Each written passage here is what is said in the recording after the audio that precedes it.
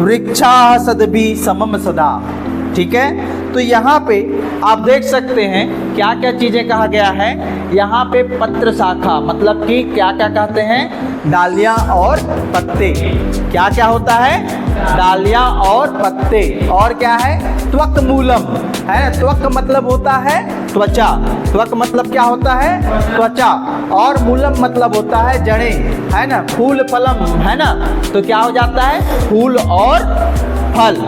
ठीक है, तो जिस प्रकार से एक वृक्ष परोपकार करता है ना, एक वृक्ष के हर अंग परोपकार करता है, और है ना, और क्या हमने पढ़ा था इससे पूर्व, रोगों को भी दूर करता है, शुद्ध वायु भी देता है।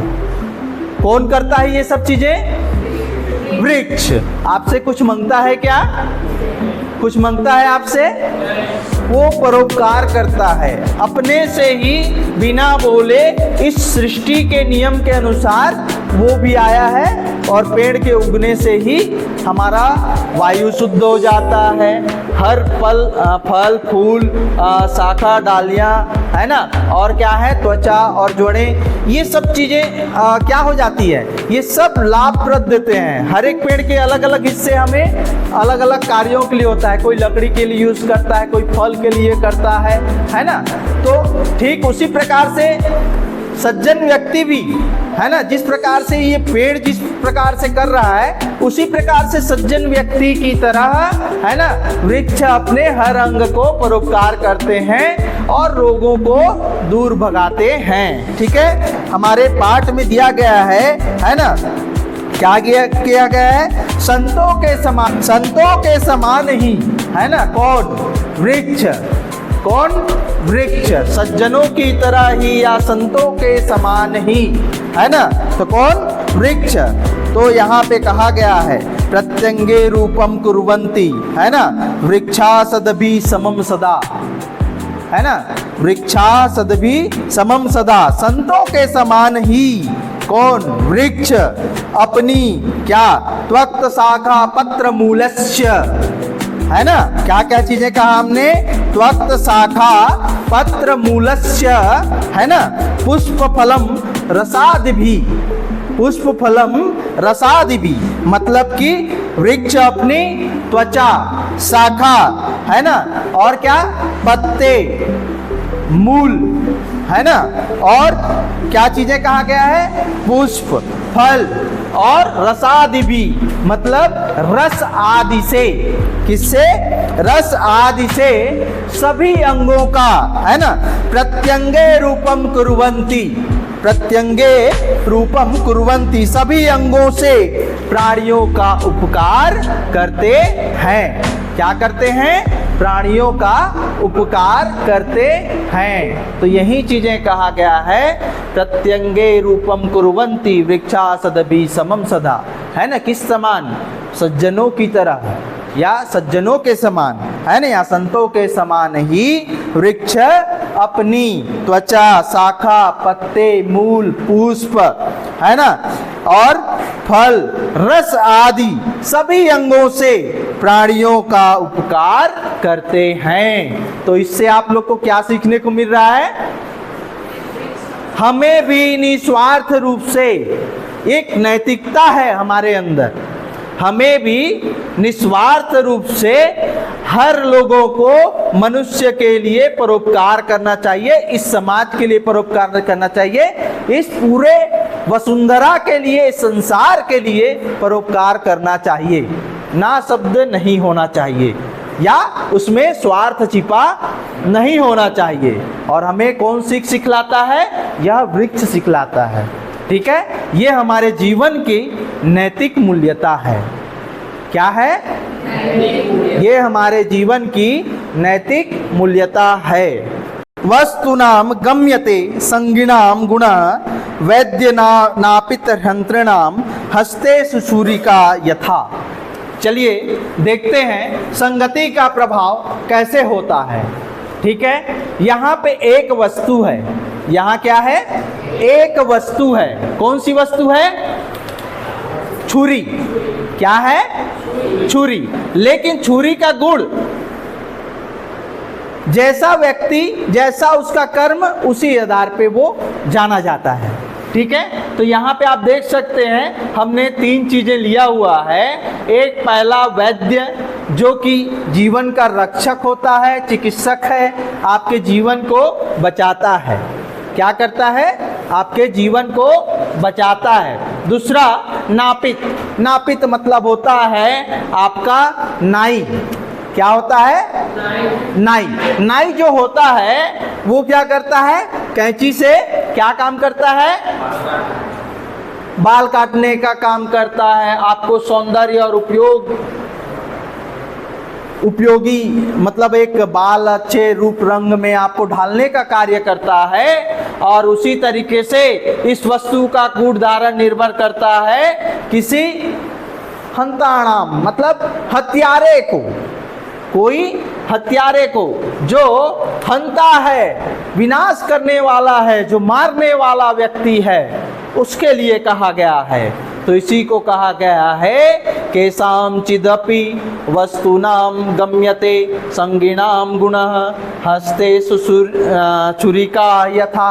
है ना, तो सिंपल सी बातें हैं यहाँ पे, है ना। जिस प्रकार का व्यक्ति है वस्तु का गुण धारण करने पर निर्भर करता है कि वह किसके हाथों में है। ठीक है, तो यही चीजें इस में कहा गया है। तो क्या कहा गया है? केसाम चिदपि वस्तुनाम गम्यते, है ना, किसी भी वस्तु का गुण, किसका गुण? किसी भी वस्तु का गुण उसके संग वाले से, किसके? उसके संग वाले से समझा जाता है। आप लोग कैसे सो रहे हो? जाना जाता है संगिनाम गुणा, संग वाले से, संग वाले के गुण से। किसके? संग वाले के गुण से। वैद्य नापित हंत्रणाम, है ना, हस्ते सुचूरिका यदा, जिसके हाथों में क्या है? छुरी है। किसके किसके? यहाँ पे वैद्य नापित हंत्राणाम, है ना। वैद्य मतलब चिकित्सक और नापित मतलब नाई, और क्या है? हंत्राणाम मतलब हत्यारे, है ना, हत्यारे के हाथों में। तो कहा गया है ना, अर्थात वस्तु के धारण कर्ता पर निर्भर करता है। जैसे छुरी का गुण, है ना, छुरी का गुण उपयोग कौन करता है? वैद्य करता है जीवन बचाने के लिए, और नाई किसके लिए करता है? सौंदर्यता लाने के लिए करता है। और हत्यारे के हाथ में क्या करता है? वह विनाश का कार्य करता है, मारने का कार्य करता है।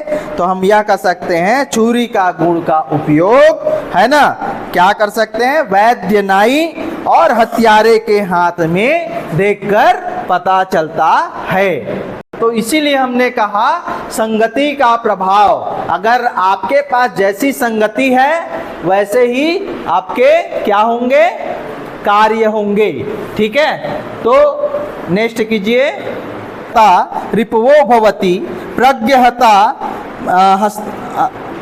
प्रज्ञहतास्तु रिपवः सुहता भवति शस्त्रं निहति पुरुषस्य शरीरमेकं प्रज्ञाकुलस्य विभवस्य यशस्य हन्ति, यशस्य च हन्ति। ठीक है, तो यहाँ पे हम 2 प्रकार की चीज़ों को हम यहाँ पे ले रहे हैं। एक जो पहली चीज़ें शस्त्र बनाम कुबुद्धि। कुबुद्धि मतलब क्या होता है? कोई बता सकता है? इधर कुबुद्धि, इधर बताओ, इधर लोग क्या कुबुद्धि बताओ? वंदना, खड़े होके बताओ। जिसके पास बुद्धि ना हो। और कुछ बता सकते हो? हाँ, मंद बुद्धि, कुबुद्धि, है ना। तो चलिए बैठ जाइए। ठीक है, तो यहाँ पे बतलाने का प्रयास किया गया है। ये चीजें देखते हैं। प्रज्ञहस्तास्तु रिपुवः सुहता भवन्ति, है ना, बुद्धि से मारे गए शत्रु वास्तव में मारे जाते हैं। ठीक है, क्योंकि यहाँ पे 2 चीजों को कहा गया है। पहली चीजें आपको यहाँ पे ये बतलाने का प्रयास किया गया है कि शस्त्र से तो केवल शरीर की नष्ट होना पाया जाता है। लेकिन अगर बुद्धि, प्रज्ञा मतलब बुद्धि, और बुद्धि से, है ना, कुबुद्धि क्या करता है, वंश वैभव और यश सब कुछ क्या कर देता है, नष्ट कर देता है। अगर आपके पास में बुद्धि नहीं है तो आपको कितना भी आपके कुल, है ना, कितना भी आपके वंश, है ना, अच्छा हो, और आप जब आपके हाथों में वह चीजें आएगी तो कुबुद्धि वंश का नाश कर देगी, वैभव का नाश कर देगी, और यह सब कुछ नष्ट कर देगा। ठीक है, तो ये चीजें इसमें कहा गया है। तो यही कहा गया है, शस्त्रहता नाही हता रिपुवो भवति, है ना, शस्त्रों से मारे गए। किससे? शस्त्रहता मतलब किससे? शस्त्र से मारे गए। हता मतलब मारे गए, और है ना, तो ना ही हता रिपुवो भवति, है ना। रिपु मतलब क्या होता है? दुश्मन, है ना, क्या होता है? दुश्मन। तो यही चीजें कहा गया है, शस्त्रों से मारे गए शत्रु, है ना, क्या करते हैं? ना ही हता, है ना, नहीं मरते हैं। क्या नहीं होते हैं? नहीं मरते हैं। ठीक है, और क्या कहा गया है? प्रज्ञा हस्तास्तु रिपुवः सुहता भवति, है ना। तो शस्त्र से, है ना, पुरुषस्य शरीरमेकम, है ना, और शस्त्र से तो शत्रु का मर कर मात्र क्या नष्ट होता है? शरीर ही नष्ट होता है। क्या नष्ट होता है? शरीर ही नष्ट होता है। जैसा कि आप इस तराजू पे देख पा रहे हैं, एक तरफ शस्त्र रखा है और दूसरी तरफ प्रज्ञा रखा है, बुद्धि रखा गया है। ठीक है, आप शस्त्र से मारोगे तो क्या हो जाएगा? सिर्फ शरीर को नुकसान पहुंचेगा, या शरीर से आत्मा त्याग कर देगी। अगर बुद्धि से, जिसके पास बुद्धि नहीं है वो तो अपने कुल का, वैभव का, यश का, सब का नाश कर ले रहा है। ठीक है, तो यही चीजें कहा गया है, शत्रुओं से मारे गए शत्रु नहीं मरते, और परंतु बुद्धि से मारे गए शत्रु वास्तव में मारे जाते हैं। किससे मारे जाते हैं? बुद्धि से मारे गए शत्रु, है ना। प्रज्ञहस्तास्तु रिपुवः सुहता भवन्ति, बुद्धि से मारे गए शत्रु वास्तव में मारे जाते हैं। ठीक है, और शस्त्रम निहंति पुरुषस्य शरीरमेकम, है ना। तो शस्त्र से तो शत्रु मरकर मात्र शरीर नष्ट किया जा सकता है ना। प्रज्ञा कुलस्य विभवस्य यशस्य च हंति, है ना। परंतु बुद्धि से, है ना, क्या कर सकते हैं? उसका कुल, है ना, वंश, कुल, है ना, वैभव और यश आदि सब कुछ नष्ट हो जाता है। क्या नष्ट हो जाता है? उनका वंश, वैभव, कुल, यश सब कुछ नष्ट हो जाता है। तो ठीक है, ये समझ में आया? Everyone clear? कहीं डाउट? और है, नास्ति विद्या समम चक्षु, नास्ति सत्यम समम तपः, नास्ति रागम समम दुखम, नास्ति त्यागम समम सुख। यहाँ पे इस श्लोक में जीवन के 4 परम सत्य हैं। जीवन के 4 परम सत्य हैं जो कि आपको यहाँ देखने को मिल रहा है। ठीक है, वो 4 परम सत्य क्या है? यहाँ पे जो नास्ति विद्या समम चक्षु, चक्षु मतलब होता है आँख। क्या होता है? आँख। क्या होता है? और तप मतलब तपस्या होता है ना। और यहाँ पे नास्ति शब्द है, आपको पहले ही बता चुके हैं, न धन अस्ति। क्या शब्द है वहाँ पे? न धन अस्ति, है ना, नहीं, और अस्ति मतलब है। ठीक है, तो ये चीजें, तो यहाँ पे क्या कहा गया? नास्ति विद्या, विद्या मतलब है, और समम मतलब समान, है ना। समम मतलब, चक्षु मतलब आँख, तो विद्या के समान। ठीक है, तो यहाँ पे क्या कह रहे हैं, विद्या के समान आँख नहीं है। और नास्ति सत्यम, एक मिनट देख, है ना, तो किसके समान, सत्य के समान, है ना, क्या चीजें, सत्य के समान कोई तप नहीं है। तप मतलब तपस्या, है ना, तो सत्य के समान कोई तप नहीं है। ठीक है, नास्ति रागम समम, राग समम दुखम, है ना। तो यहाँ पर मोह, यहाँ पे राग जो है वो मोह है, संसार का मोह। किसका मोह, संसार में जो माया रूपी मोह है या माया है उसको कहा गया है। तो यहाँ पे नास्ति राग समम दुखम, है ना, मतलब आसक्ति या मोह माया के समान, है ना, आसक्ति या मोह या माया के समान कोई दुख नहीं है, कोई दुख नहीं है। और क्या कहा गया है, नास्ति त्याग समम सुखम, त्याग करना, है ना।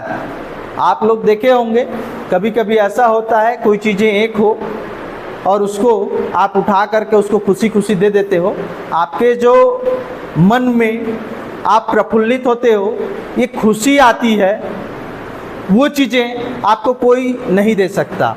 वो लगता है कि आपने बहुत अच्छा कार्य किया है। होता है ना कभी कभी कुछ चीज़ों के लिए, हाँ, तो ऐसा करना चाहिए। ठीक है, तो यही चीज़ें, है ना, नास्ति त्याग समम सुखम, है ना, त्याग के समान, किसके समान, त्याग के समान कोई सुख नहीं है। तो क्या हो जाएगा, विद्या के समान आँख नहीं है, और सत्य के समान तप नहीं है, और राग के समान, है ना, आसक्ति मोह के समान क्या नहीं है, दुख नहीं है। और क्या है, नास्ति त्यागम समम सुख, त्याग के समान कोई सुख नहीं है। ठीक है, तो ये चीज देखने को मिलता है। चलिए आगे करिए और करेंगे। वैदिक दिनचर्या है जो हमारे जीवन को किस तरीके से जीना चाहिए, इस पे इन्होंने बतलाया है। और इनके इस तरीके से जो पूर्ववत महर्षि थे वो इन चीज़ों को अपनाते भी थे, और बहुत सारे लोग भी हैं जो इनको अपनाते आज भी हैं। तो आप भी करेंगे तो किम वैद्यस्य प्रयोजनम, है ना।